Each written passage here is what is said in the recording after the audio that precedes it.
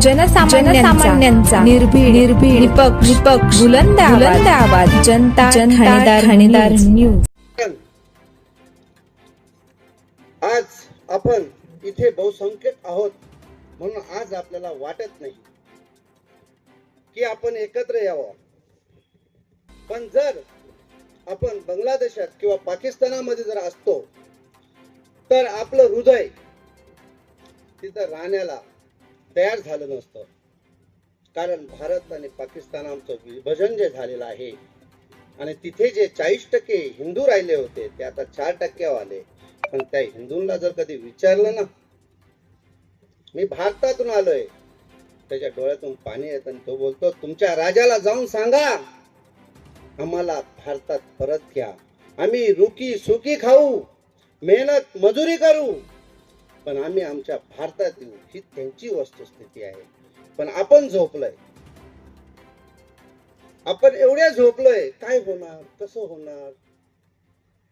पण आज तुम्ही बघताय अनेक प्रकारचे जहाज ते करत आहे। आपण म्हणतो भाईचारा, पण मला तरी वाटतं आपण चारा झालेला आहे आणि ते भाई झालेले आहे, ही वस्तुस्थिती आहे।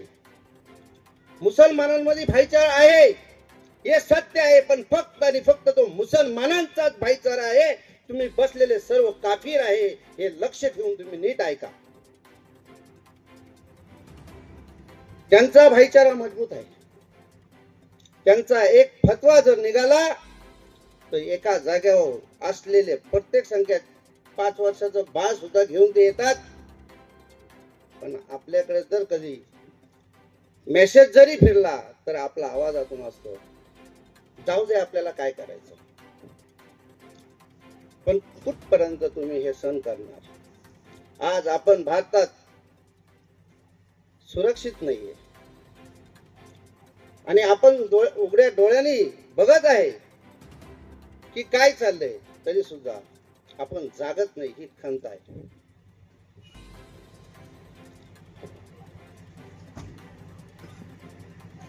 महात्मा गांधींनी मानवतेसाठी, मानव कल्याणासाठी असंख्य प्रयत्न केले, हे आपण बघितलंच असेल। ते सुद्धा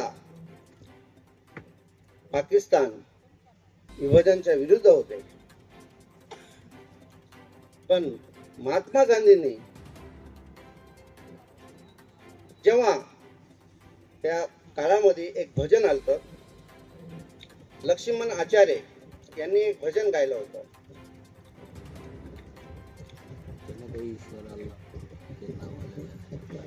रघुपती राघव राजा राम पतित पावन सीताराम, सुंदर विग्रह मेघाश्याम, गंगा तुलसी शालिग्राम।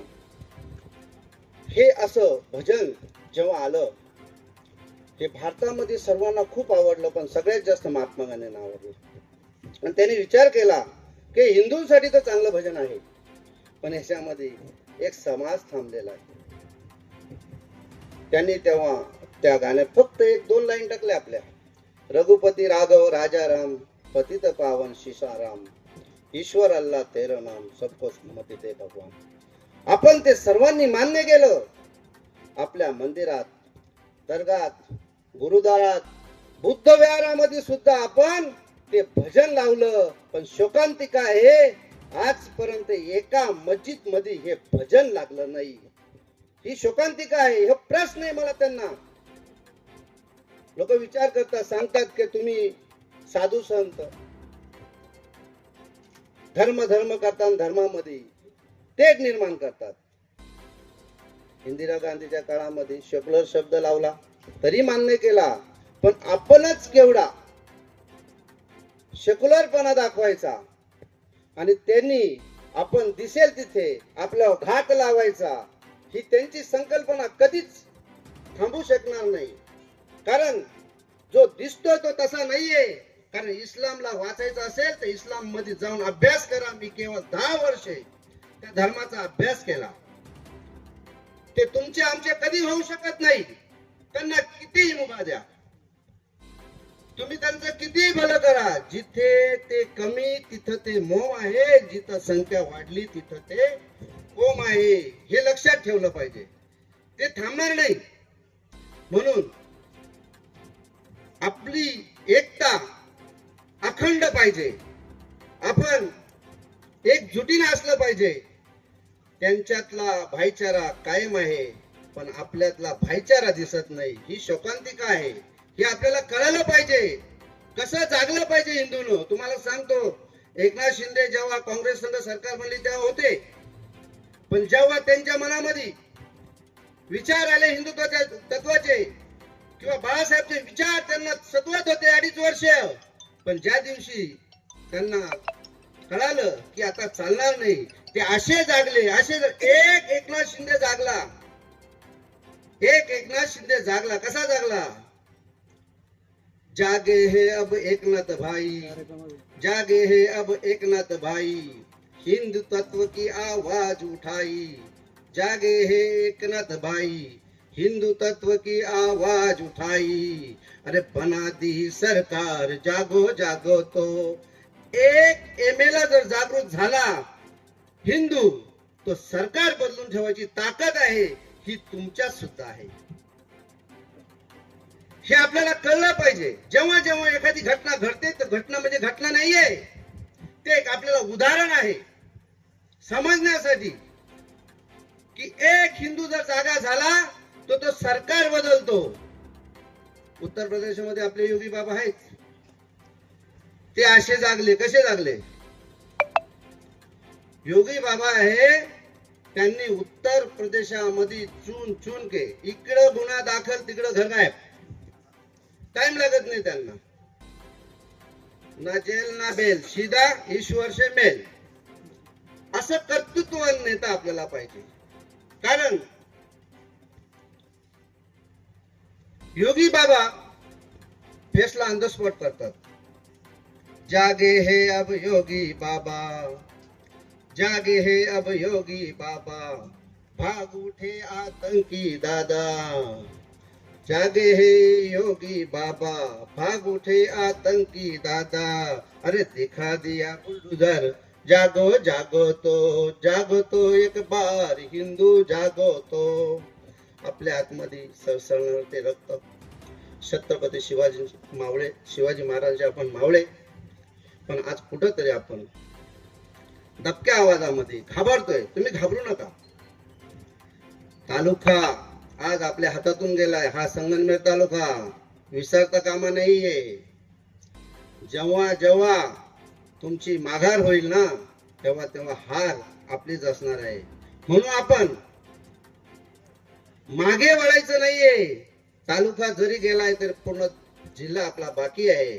पण आज तुम्ही एकमताने आपला धर्म, आपला देश याच्यासाठी जागलं पाहिजे. कारण इस्लामामध्ये काय माहितीये का? फक्त काढा, जन्माला आणा, जन्माला आणा. त्यांना कोणाला विचार, अरे बाबा तू एवढंसं काम करतो कशासाठी एवढं? त्याचं उत्तर असतं, कारण तुम्ही जे कमवलं ना, आमची ज्या दिवशी संख्या वाढेल त्या दिवशी तुमचं घर, तुमची पत्नी, तुमची दौलत, तुमची प्रॉपर्टी आमचीच होणार आहे. हे त्यांना शाश्वत माहित आहे. पण तरी सुद्धा आपण जागत नाही. कारण आपल्या ते जेव्हा छत्रपती शिवाजी महाराज होते, संभाजी महाराज होते, त्यांनाही जेव्हा संभाजी महाराजांना पकडून दिलं ना, तेव्हा काही कोणी नव्हते दुसरे. ते मराठी आजही जिवंत आहे. त्या मराठ्यांचं नाव आहे फितूर मराठा. आपण फितूर मराठा झालो नाही पाहिजे. आपण एक लक्षात ठेवलं पाहिजे, सनातन धर्म हा विश्वाला न्याय सन्मान देणारा धर्म आहे, मानवतेचा धर्म आहे. पण सनातन धर्माच्या अनुयायांचा एकही देश या भूतलावर मजबूत नाहीये. जर मुसलमानांना तकलीफ झाली तर त्यांना अनेक देश सहारा देतील, पण तुम्हाला ज्या दिवशी तकलीफ होईल तुम्हाला कोणता देश सहारा देईल हे तुम्हाला कळायला पाहिजे. पण हे आपल्या आजही लक्षात येत नाही. कुठेतरी आपली विचारधारा, मन परिवर्तन झालं पाहिजे. कारण एक तरी देश पाहिजे की नाही पाहिजे? भारत आणि पाकिस्तान विभाजन झालं, कशासाठी झालं? दोन विचारधाराचे लोक एकत्र राहू शकत नाही म्हणून तर झालं ना. मग त्यांना पाकिस्तान दिला, आपल्याला हिंदुस्थान राहिला, पण याच्यात सुद्धा जे काही राहिले ना त्यांची संख्या वाढली, पण तिकडे आपली संख्या मात्र घटली. पण ते पाकिस्तान इस्लामिक राष्ट्र करण्यास सक्षम झालं, पण उरलेला भारत अजून हिंदू राष्ट्र आपला झाला नाही. ही फार मोठी शोकांतिका आहे. याच्यासाठी आपण एकत्र एकजुटीने राहिलं पाहिजे. सरकारकडे मागणी केली पाहिजे, न की सरकारला पाडलं नाही पाहिजे.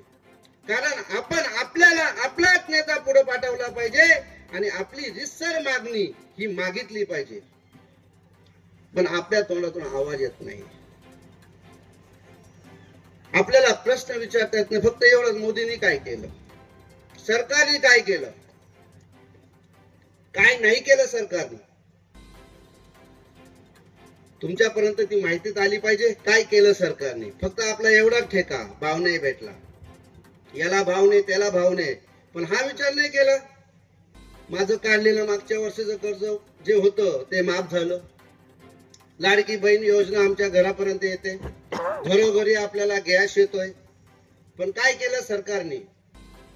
अरे सरकारने धारा 370 3500 काढला ना, त्या दिवशी हा काश्मीर भारतात आला नाही. ते एकाच भारतामध्ये 2 झेंडे 2 संविधान होतं.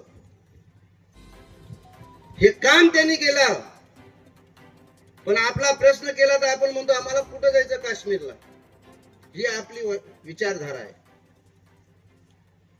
पण सरकारने जे काम केले, जे नीती सरकारने केले आहे ते हिंदू राष्ट्रासाठी पूरक आहे. 2014 ला तुम्ही जो राजा दिला ना, तुमच्या एका बोटाच्या मताने जो राजा निर्माण केला, आजची वस्तुस्थिती आहे बाजूच्या देशामध्ये युद्ध चाललेलं आहे, पण कुठल्या देशाची हिंमत नाही चुकून एखादं मिसाईल भारतात यावं. राजा आहे, ही तुमची ताकद आहे. ही ताकद जर तुम्ही कायम ठेवली तर मला वाटतं छत्रपती शिवाजी महाराजांचे जे स्वप्न होते हिंदवी स्वराज्य, ते पूर्ण केल्याशिवाय हे सरकार थांबणार नाही.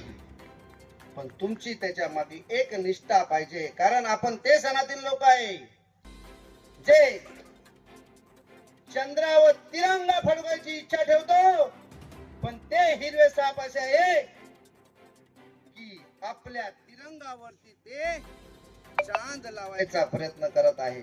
म्हणून तुमची एकता अखंडता ही कायम राहो. भारत माता की जय. वंदे हिंदवी स्वराज्य की, हिंदू राष्ट्र की, वैदिक सनातन धर्म की, गो माते की, गंगा मैया की, प्रयागराज भगवान की, अपने माता पिता की, अपने आप की. छत्रपती